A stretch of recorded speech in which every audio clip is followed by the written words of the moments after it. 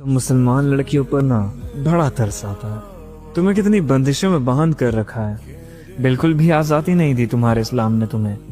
अच्छा जी, किसने कहा इस्लाम ने मुझे इजाज़त नहीं दी है? किसने कहा मेरे अल्लाह ने मुझे बराबरी नहीं दी है? शहजादियों का मुकाम है मेरे लिए, रहमत का नाम रखा है मेरे लिए। मुझे बेटी बनाया तो बाप की आंखों का तारा बनाया। मुझे शरीके हयात बनाया तो शौहर का जन्नत का साथी बनाया। मुझे माँ बनाया तो मेरी औलाद के लिए मेरे पैरों तले जन्नत का जरिया बताया। तुम कहते हो मेरे इस्लाम ने मुझे इज्जत नहीं दी।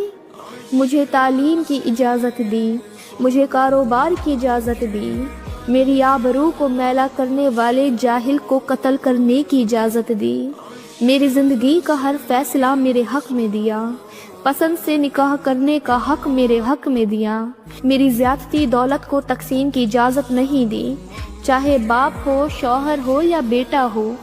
मुझे सबसे लेने वाला बनाया, देने वाला नहीं। मुझे घर की जीनत बनाया, बोझ नहीं। मेरे बाद औरतों का ख्याल रखना, ये अल्फाज मेरे नबी के थे। तुम्हें लगता है कि इस्लाम की शहजादियाँ बंदिशों में हैं? काम सब्सक्राइबर्स देखकर लग वीडियो स्किप कर देते हैं, ये सोचे बिना कि कंटेंट में कितना दुम है। बड़े क्रिएटर्स को तो सब सपोर्ट करते हैं, पर